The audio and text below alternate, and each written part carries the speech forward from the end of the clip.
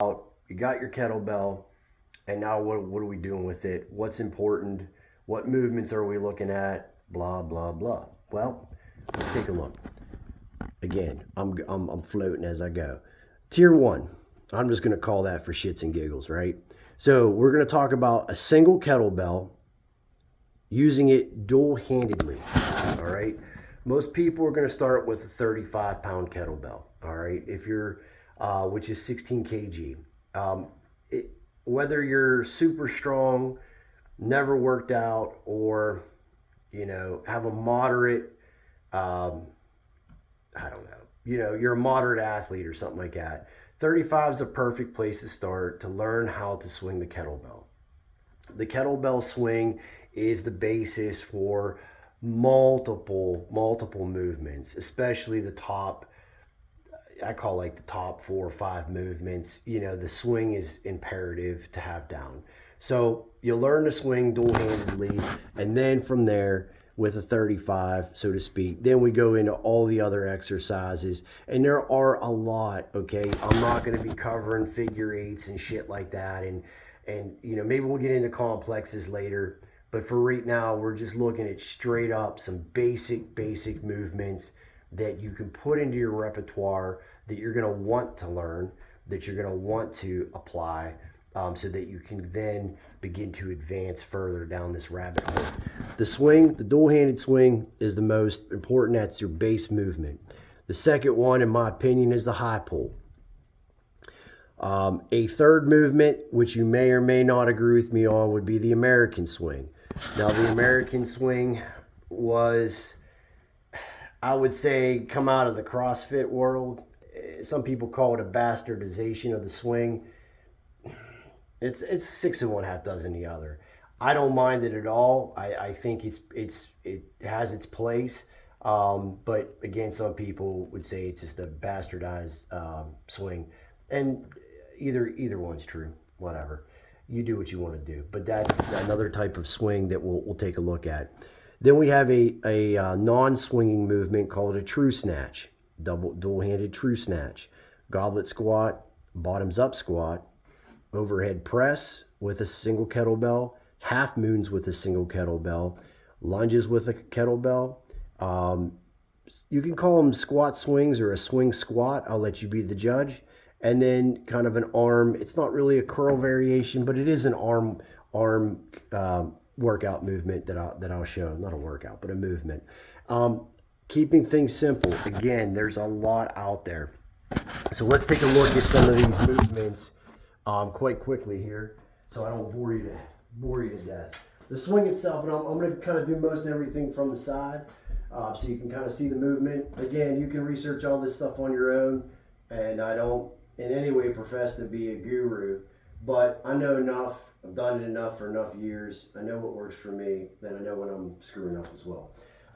The kettlebell, normally position when you go to start your swing, is going to be out in front of you. Some people will pick it up and kind of do a light swing here and then go into the actual swing. When you get more advanced, you can do that. I tend to pick it up and then start with a little hip action and go right into it. But most of the time, it's going to be out in front of you. You're going to reach for that bell two-handed. You're going to pull that back. As you do, it's going to go back behind your legs. Again, not like a barbell clean, not like a barbell hang clean or a power clean. This bell is going behind the legs, and you're going to generate the momentum to get that bell swung up. As you do, your glutes, your hamstrings are engaged, and believe it or not, when you do that swing, you'll actually feel your quads engage as well, because you don't want to stick it. That's just my verbiage. So again, we're going to get started with that swing, dual-handed swing. We're going to pull back, and up we go. That bell is going to come up about chest level. Now, you will see guys lifting heavier bells that may only come up here, and that swing doesn't go back as far. You're just going to see a lot of variations out there, but you do want the swing itself, you want to get it from behind the legs, pull it up, and snap. All right, that's your swing.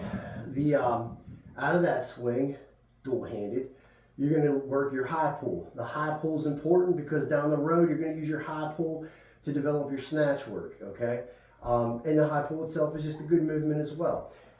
Once again, it's part of the swing. The base is the swing. Come out of the swing, high pull, right? Up above the head, and you're pulling back. And then you're gently pushing forward. So there's your swing, and there's your high pull. The American swing, I can't really do in here because I'm going to hit the ceiling.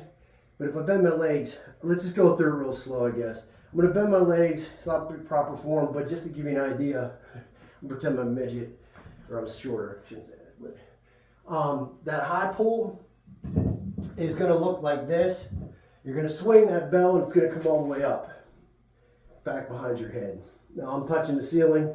I can't do these in this room. I have to go into the furnace room to do them. But that bell again, coming out, all the way up. Coming out, all the way up. So that's the American swing. There's a greater arc there. Some people don't like that with the shoulders because it's, it's coming back here. So if you have shoulder issues, be aware of that. Next is the true snatch. Now the true snatch, I found in kind of like the old world of kettlebell work. I don't see people doing it these days, but I think it's a cool movement, and I've been doing it for years. It has much more relevance when the weight is heavier. The body gets more out of it. Lightweight, for me, wouldn't be advantageous, but somebody starting out, it would be. So the true snatch is taking the bell straight from the ground and then exploding upwards. And as you explode upwards, the bell's going to go above your head. You'll have the bell above your head, hand still on the horn, okay? So it looks like this. And your hands, the bell will actually slide in your hands. You're not gripping it to the point where it doesn't move. It's going to, as if it had bearings, right? As if the bar had bearings, or the bell, and it's sliding right through your hands.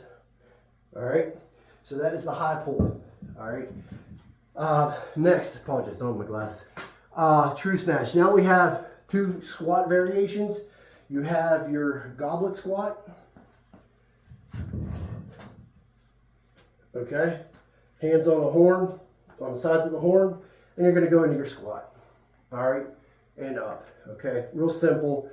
Great for, again, getting your legs engaged and getting your core engaged because that weight is out front. It will engage your core, which is sweet. So you have your goblet squat, but you also can do your bottoms up squat. Bottoms up. In this case, the weight is on top, right?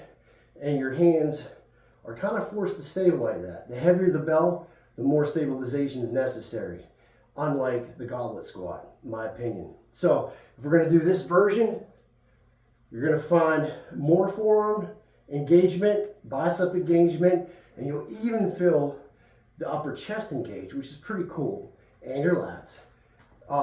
Doing the goblet squat, you still get the lats engaged. I still feel my chest muscles contracting, but not so much the forearm, because I can do this goblet squat without even grabbing the bell, or the horn, I'm sorry, the horn. I'm just kind of resting in the palm of my hands. All right? So, two different variations, and they have their differences. Keep that in mind. The other one that we'll talk about from there, lunges, same thing. Whether you do bottoms up or bottom down, you can lunge with your kettlebell. You don't need me to show that. It's easy. Forward or reverse lunge, put that in your arsenal. Overhead press. That one's a little bit different with two hands, but it's definitely doable. So depending on how you want to hold the bell, once you get it up, if you want the horn facing you, you can do an overhead press like that. It's going to come down. The horn will probably touch your chest, right? And then you're going to just press up with it. You can also flip that around, put the horn on the outside or down, and then press in that manner. One, right? With your hands on the side of the horn or the base of the horn. Or you can actually just go in that same position, in that same bell position, but take your hands and put them on the actual bell. and then just like a cannonball, and just press it that way. Another variation of pressing that you can do with your hand still in this position is your half moons. You can do your half moons, right? And you can alternate how you want to hold that bell just to change things up. So there's your shoulder exercises, if you will, with a dual-handed approach. And lastly, two more things real quick. For arms, okay? Look, this is just a variation, but you can throw it in there, and it does feel cool, and it does feel engaging for me the heavier the weight. But this is a nice one to just kind of slip in there, working the arms.